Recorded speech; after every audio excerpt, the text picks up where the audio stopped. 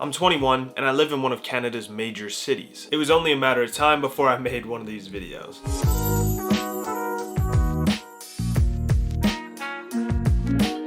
If you watch other YouTubers' videos on this topic, you may be inclined to think that I will spend a couple $100s on Ubers, a few thousand on clothes possibly, and even cop a Tesla or two. But that is not the case, as I make about $60,000 a year, but I spend it like it's 40. In this video, we're taking a realistic look at what it might cost somebody to live in Vancouver for an entire week. But before we get into that, I've got to thank Wondershare software for actually sponsoring this video. And it's actually quite relevant to today's video as we're going over all of my expenses. And PDFelement is a software by Wondershare that offers the easiest way to get control over your PDF documents.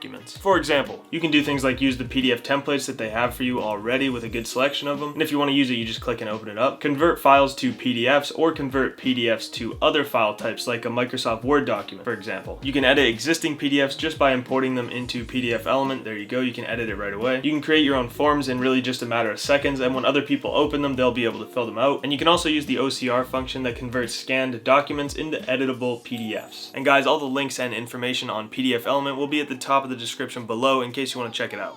First, so you guys understand the lifestyle that I live. I live in Kitsilano. It's about 15 minutes from downtown Vancouver. I split a 1-bedroom apartment with one roommate, and during the week I've got my 9 to 5 as a video game developer. Now before we take a look at the money I spend throughout the week, let's take a look at the recurring expenses that I have every single month no matter what, because they're going to be a pretty big part of how much I'm actually spending during the week. My rent is $1,100 per month, meaning split into 1 week that's $275 a week, which includes my electricity and heating, so I don't have those as separate bills. Next, we have my car insurance at $80 a week.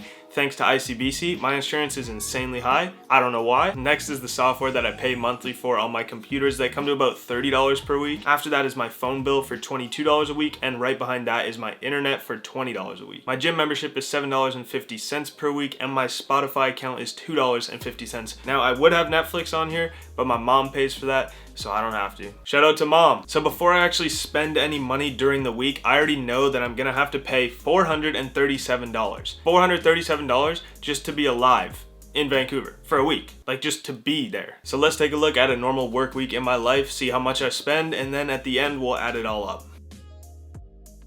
I work Monday to Friday, 9 to 5 at my day job, and because I'm recording this video in September of 2020, we're all still being super cautious about COVID, meaning I actually get to pass on a few expenses that I would normally have, namely transit. That would probably cost me a couple hundred more. So I cook around 90-95% of my meals. That's probably one of my biggest money savers. And I'm not gonna dive into every meal in this video, but I will go over my grocery bill whenever I go shopping this week. So I don't ever cook anything like complicated or extravagant, so usually my meals aren't that expensive. Probably usually between $4 to $7 when I do make something. But like I said, we'll go over the full grocery bill later in the week when I actually go shopping. So every morning I usually make a smoothie, which doesn't cost that much. I mean, it's pretty simple because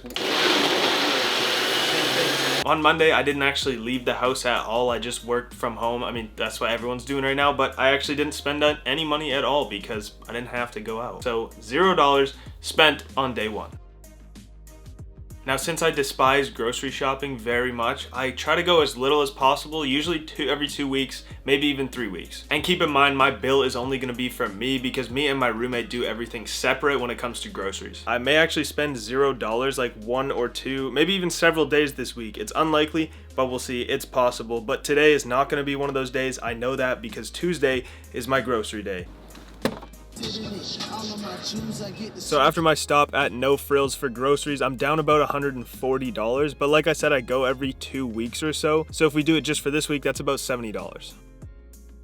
So it is Wednesday morning, and I already know that I'm going to be spending a little bit of money today. I'm not sure exactly what on, but my sister just moved into a new apartment, so I need to get them a housewarming gift because, you know, I'm such a great brother. It's just what I do. So I don't know what it's gonna be on yet, but I do know I will be spending some type of money. Started off the morning with the homemade iced coffee. Shout out to Graham Stefan. 5 cents. Last year when I was in school, I bought coffee every single day, and at the end of the year, I spent almost $1,000 after I looked at it all, almost $1,000 on just coffee. So I had to fix myself. And so far throughout 2020, I have not bought coffee one time. I just make it whenever I need it. But guys, this should be a trend, okay? Save the $1,000 by not buying coffee. Because then with all that saved money at the end of the year, we can buy one really big coffee instead. So after lunch, I had time to hit the basketball court before it started raining, which this is another expense I'm saving on right now because I'm not playing basketball indoors, which would normally cost me $22.50 a week. And then I stopped at the liquor store on the way home to get a bottle of wine for my sister, and I also had to get gas. So I spent $90 to pretty much fill that up. But keep in mind, gas is not a weekly expense for me. Normally it's like once a month, but we'll keep it at $90 for this video because this is what I spend, you know, in this given week. It's starting to be dark in the morning here, like dark all the time, which really sucks. But hey, I did decide on what I'm gonna get my sister for the housewarming gift, and I'm gonna actually show you guys right now. It's a rope that's actually a bottle of wine holder, so it's not actually a rope, it just looks like a rope, and I'm gonna be getting that on Amazon here, so I'm gonna order that right now. And as you know, I bought a bottle of wine earlier, so those will go well together. Even though I did just realize it's gonna be here in about a month, but better late gift than no gift, right? So I'll be staying in for the rest of the day, meaning I shouldn't spend any more money. So Saturday, wait, what day is it? I don't even know what day it is. Wednesday's total is $126.